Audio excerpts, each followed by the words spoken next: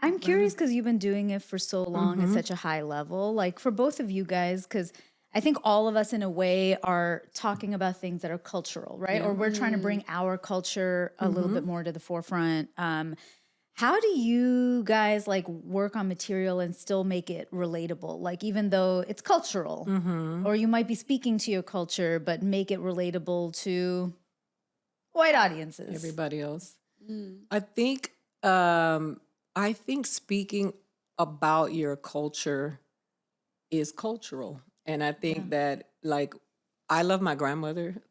My grandmother was my best friend. And I know a lot of white people, Black people who feel the same way about their grandmothers, Asian people. You know, I think it's important to show up and be the speck on the spectrum instead of thinking that you have to be responsible for the entire spectrum. Because I think that is the onus that people of color have that white people don't have. You know, like white people, when somebody says something, people don't say, oh, look at the whites. You know what I mean? They're just like, that person said something messed up. And we have to fight for that because the reality is that your experience is unique. And not like every brown woman in the world. Yeah. And you should be able to express yourself, whether you grew up poor, with money and education, none. Yeah. And that's valid. You matter. And you have to remember that when you're writing your jokes. Yeah. Do you feel that pressure now? Like you carry? I used to. Now I don't care anymore. All I care now is about being in the presence of good people. That's like above all things, my mental health. How do you do that though? My circle is really, really small.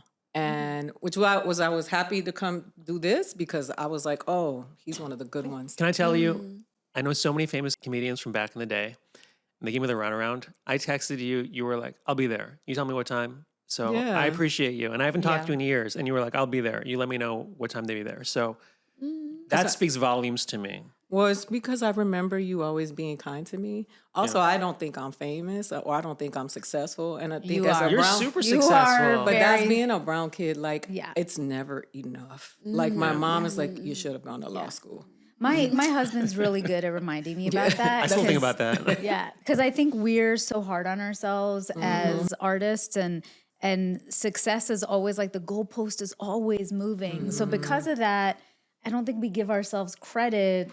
Even like before you get a Netflix show, the fact that you were doing all the stuff you were doing, it's like that's achievement. You know, you've had multiple specials, like that's achievement. Like, well, I mean, think about yourself when you started, you know, and you were just trying to get that one special, and you have multiple, and reminding Also, ourselves she about empowers that. other artists. You directed, Ian Lara you directed his and special at Marcella. HBO. And to go back to what she was saying, it's like, as an artist, when you're thinking about doing this for the people, it's less about yourself and you're just thinking about how can I do justice by the people and do it because you care about people. So it's so hard to think about like, oh, like I'm this person now after I've received this, because the mission has always been the same. It's always about like, I do this because I care about people. Because you're in a collaborative team right now. Yeah.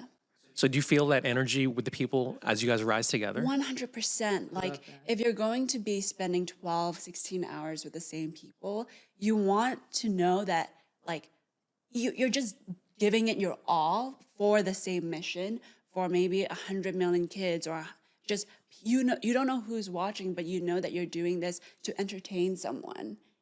Yeah, no, it's so true.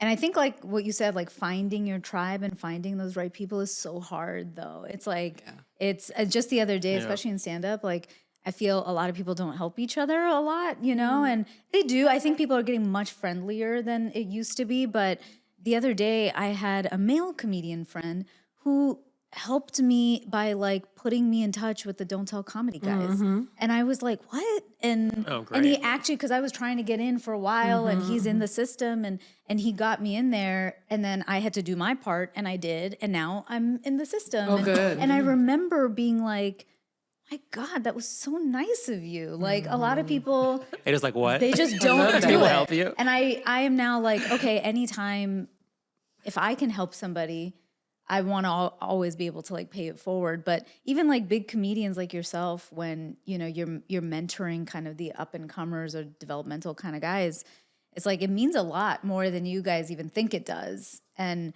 like I've even you know, open and featured for big comedians, and some are very helpful and some are not at all. And they literally, if you ask even for advice, they shut it down the simplest, easiest way, which is like, oh, who am I to tell you anything? You know what?